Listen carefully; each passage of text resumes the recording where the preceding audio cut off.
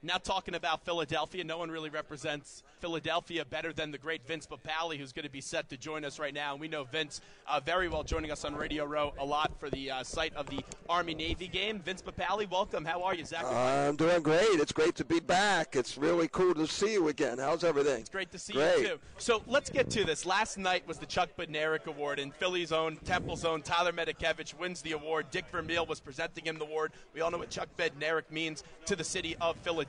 Just how good of a sight was that to see last night? Oh, it's awesome. I haven't had an opportunity to see it because I was at an event last night for the Ryan Mannion Foundation. Ryan, a young man that served our country, gave the ultimate sacrifice in Afghanistan. And so I hadn't had an opportunity. And I didn't even look at a paper this morning. And then when I got here, I was hit with that. That is so cool. Hey, definitely. Yeah, it was great for Philly. It's just great for him. It's great for football. And here's a guy probably at some time in his life told he was too small to be a linebacker. And here he is, a Bednarik Award winner, you know. So I'll have a chance because I'm on the Maxwell board, and I sort of voted for the kid. But, I'll have an opportunity to meet him when we have the Maxwell dinner. What was your relationship like with Chuck? With Chuck, interesting. You know, I was a big fan of his, and then I got to know him. And then, of course, with him and Tommy McDonald and Pete Retzlaff and all those guys from that 60 championship team, I never thought I'd ever meet them. And then as you turn out, you're in the same fraternity with them as a member of the alumni. Chuck came on, actually, Vermeil.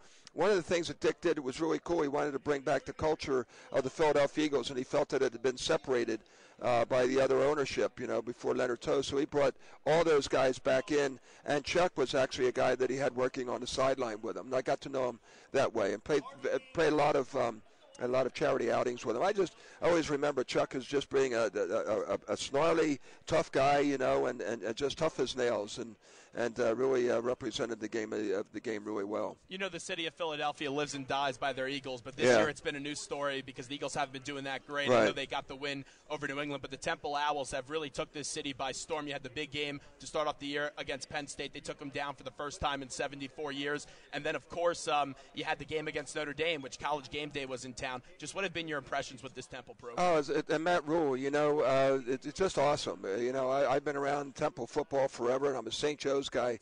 Didn't play college football. You wish Temple actually recruited you. Yeah, well, Temple told me I wasn't a good enough athlete. Yeah, I had to remind the coach that when he didn't recruit me after I had 5 first places in the dual meet against him, that I was the guy he passed over, and he just laughed, and we became good friends after that. I wasn't the football guy, you know. I was a little guy, so football wasn't on the horizon for me in college. I didn't think, and who would think it'd wind up in the NFL? But I think Matt's just done a great job, you know, and you could just see it coming, you know, with the coaching and everything was happening, and they were starting to put an investment into it with the coaches they had hired. But then they take a guy that's a homegrown kid, you know, Matt Rhule, and he's a mini Dick Vermeil. I think that's the best way I could describe him. And without a doubt, he's got to be considered as Coach of the Year. He's done a tremendous job, and so much pride now in Philadelphia. So it's bringing it back.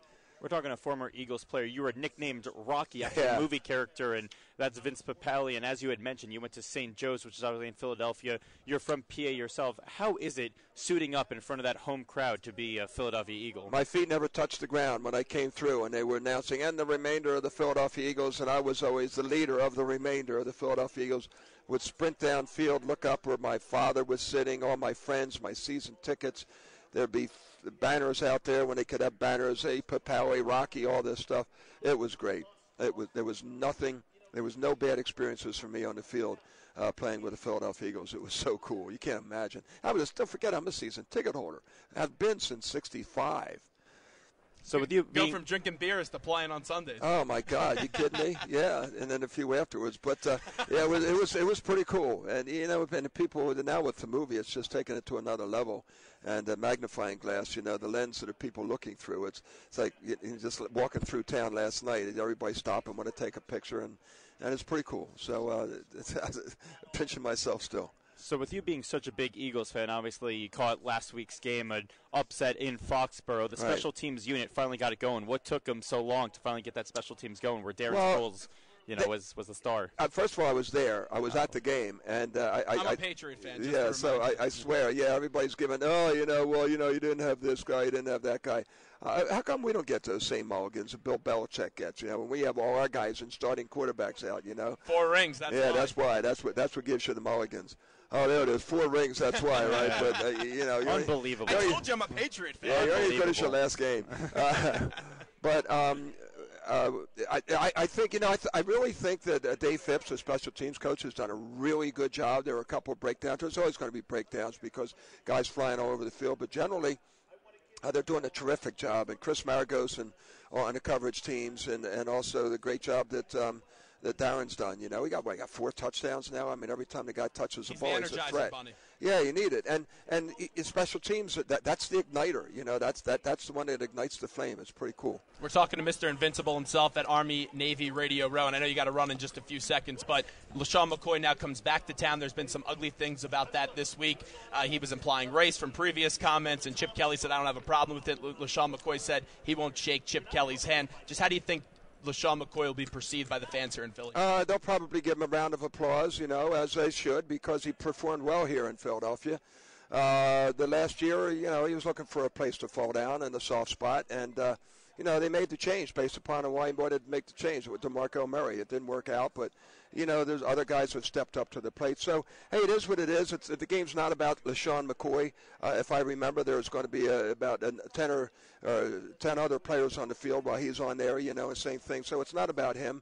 But, the Eagles, they're feeling pretty good about last week's win. So it's going to be emotional beginning, but, when he touches that ball and if he makes one gesture, they're going to be all over him. How do you carry over that momentum from last week to this week? Oh, that's going to be tough. You hope that you don't have that hangover that you would naturally have after a big win. How do you carry it over? I think that the team has underperformed this year to everybody's expectations and to their potential. That I really feel that they'll just have that even keel and be pretty pumped up for this game because LeSean has stoked the fire, and they're going to want to shut him down as well. There's going to be a lot of talking out on the field, which I wish I was a part of. That'd be cool. Just before we let you go, are you going to be going to Temple St. Joe's on Sunday or the Eagles-Bills game? Well, I'm going to be going to the Bishop Eustace Prep football banquet. You're everywhere. I coach high school football. Oh, that's great. For the prep school that my children went to, right across the river here in New Jersey, and it's our football banquet on Sunday, and I'll be there honoring the 12 seniors that gave everything they gave to our great little school, Bishop Eustace Prep. So I'll be watching the whole time, and St. Joe's, Temple, everything's going on. All my favorites are going to be out there, but I have to do what I have to do and be with the kids. Well, Vince, it's great to see you. It's always Thanks great so to much. see you. Thanks. Thank you very Vince much. And Papale good luck to your set. Patriots, by the way. They're my second favorite team. Oh, there we go. Yeah, okay, so we were second fiddle last week, but it works now. Oh, of course. Yeah, sure.